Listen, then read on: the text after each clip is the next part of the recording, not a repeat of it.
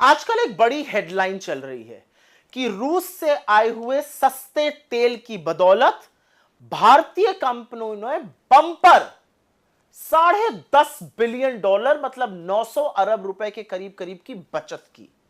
अब सवाल यह है कि इसमें आपको क्या मिला? क्या आपके पेट्रोल और डीजल के दाम कम हुए? और उसका जवाब तो हम भी जानते हैं कि वो ना है। तो समझना जरूरी है कि तेल का खेल चल क्या रहा है। तो सबसे पहले दो चीजें समझ लीजिए। ऑयल जगत में दो तरह की कंपनीज होती हैं, अपस्ट्रीम एंड डाउनस्ट्रीम।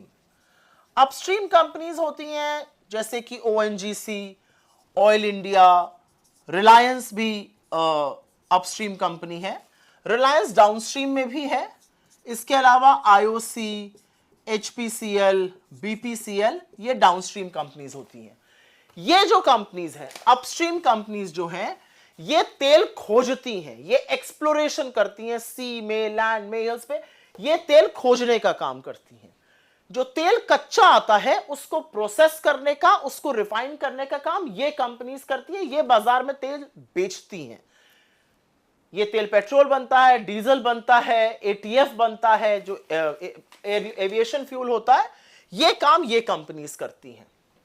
अब आगे की बात सुन लीजिए। हिंदुस्तान में आपको पता है कि करीब करीब 85% हमारा जो क्रूड की रिक्वायरमेंट है, जो कच्चे तेल की जरूरत है, वो आयात होती है, वो इंपोर्ट होती है।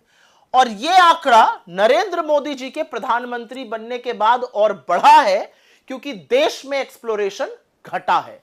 85% कच्चा तेल हमारा बाहर से आता है, खाड़ी के देशों से आता है, इधर उधर से आता है। फिर रशिया और यूक्रेन की वॉर होती है, युद्ध छिड़ा, और युद्ध छिड़ने में पश्चिम के देशों ने रूस का तेल लेने से मना कर दिया। एक बात और भी है कि रूस ने अपने तेल पर भारी डिस्काउंट दिया, तो इंडिया ने रूस से तेल खरीदना शुरू कर दिया। रूस सस्ता तेल इंडिया को बेच रहा था, और इतना तेल आ रहा है रूस से कि रूस जो कभी बड़ा मामूली सा खिलाड़ी होता था, आज मतलब हमारे ट्रेडिंग में आज हमारे ट्रेडिंग पार्टनर्स की टोली में शामिल हो गया।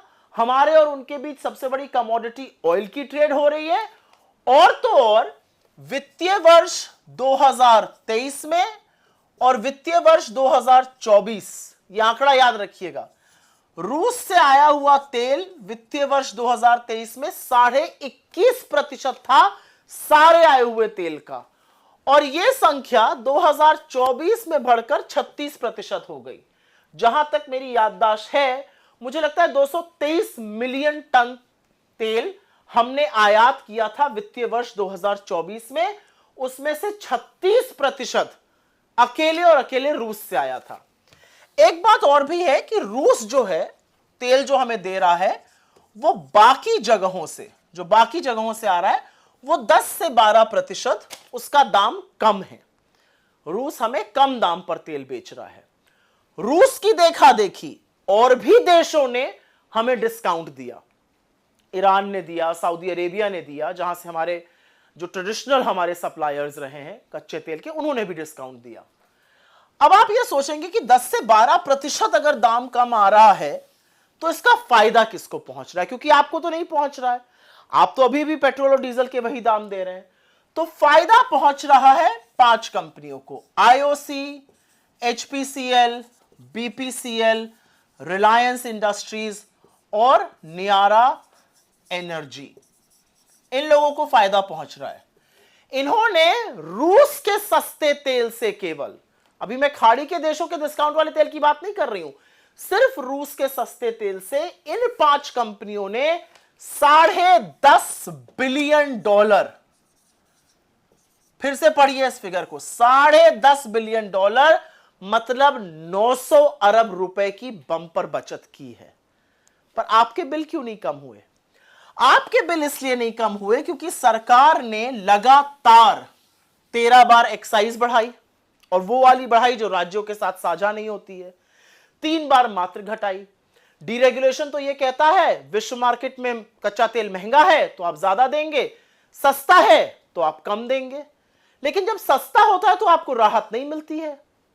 आपकी जेब पर लगातार डाका क्यों डाला जा रहा है? तेल के नाम पर मुनाफाखोरी कुछ कंपनियों को करने दी जा रही है, लोगों को राहत क्यों नहीं पहुंच रही है? सरकार क्यों मिडिल क्लास को, पेट्रोल डीजल यूज करने वालों को दुधारू गाय समझकर उनका शोषण करती है?